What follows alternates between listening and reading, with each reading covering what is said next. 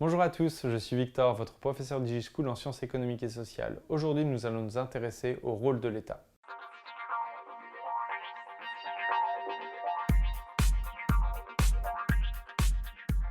Du coup, on a vu un petit peu les notions de justice sociale, on a vu du coup que l'État intervenait pour essayer de mettre en place l'égalité, notamment dans la société française, à travers aussi l'idée de la méritocratie dans la croyance. Là, on va continuer en essayant de voir un petit peu sur la notion de la fiscalité, d'accord? Donc par exemple toute l'imposition qui est mise en place.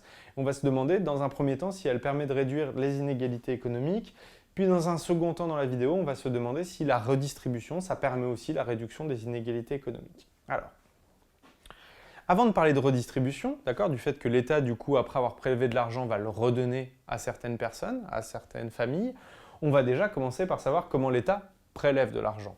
Alors, les prélèvements obligatoires, du coup, la fiscalité, ça va être le fait que sur la plupart des transactions monétaires, financières qu'il y a dans la société française, il y a une partie des prélèvements, une partie qui est prélevée, donc qui est retirée et qui va aller directement dans les caisses de l'État.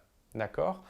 Par exemple, vous allez boire votre café, vous allez peut-être voir TVA 10%, et ben ça signifie que du coup sur votre transaction entre vous qui donnez votre pièce de 2 euros par exemple, ou 1 euro pour votre café, eh bien il y aura 10 centimes, si vous avez payé votre café 1 euro, qui vont revenir à l'État, et ainsi de suite. D'accord ? Les prélèvements obligatoires, il y aura aussi le service d'imposition qui va se faire. À la fin de l'année, vous allez énoncer vos revenus, vous allez déclarer vos revenus, et là, en fonction de ce que vous aurez gagné, l'État va décider de vous prendre une partie, une imposition.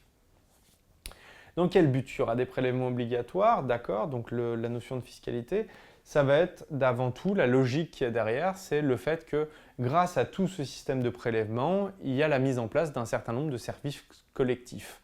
L'exemple du coup sur les routes, d'accord, l'entretien des routes, c'est un service collectif.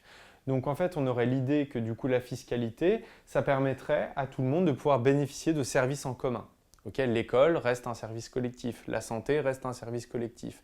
Et du coup, indépendamment du niveau des prélèvements, les personnes pourraient avoir accès à un certain nombre de biens en commun, un certain nombre de services en commun.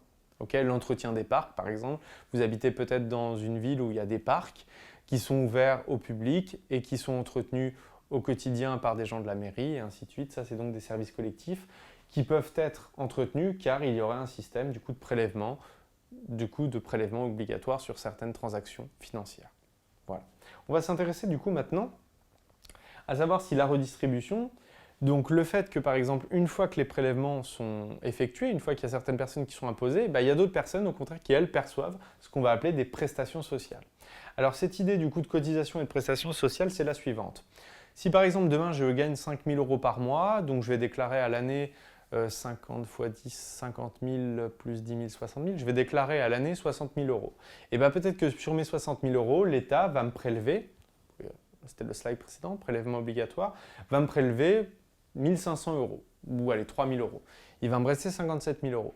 Et en fait sur ces 3 000 euros, eh bien l'État, du coup, nous, on a un État qui assure une logique d'assurance et d'assistance. Dans la mesure où, en fait, finalement, ces 3 000 euros, ça va servir à être distribué sous la forme de bourse pour des personnes, du coup, qui font des études mais qui n'ont pas beaucoup de revenus, sous un système de cotisation de chômage, par exemple, cotisation de retraite et ainsi de suite. En gros, on a cette idée-là. Tout l'argent qui est prélevé, il est redistribué par l'État derrière aux personnes qui sont dans une situation de nécessité économique pour pouvoir leur permettre, l'État leur permet donc d'assurer un certain revenu, un certain niveau de vie. D'accord ? Vous voyez, on se rappelle le chapitre sur travail, emploi, chômage, c'est pour éviter du coup la redistribution, c'est pour éviter les situations d'exclusion liées à la pauvreté ou à la précarité. Voilà. Donc du coup, tout système de cotisation et de prestations sociales, il s'effectue au quotidien, à la fois pour les entreprises, à la fois pour les salariés et à la fois du coup sur tous les rapports monétaires qui ont lieu dans une société.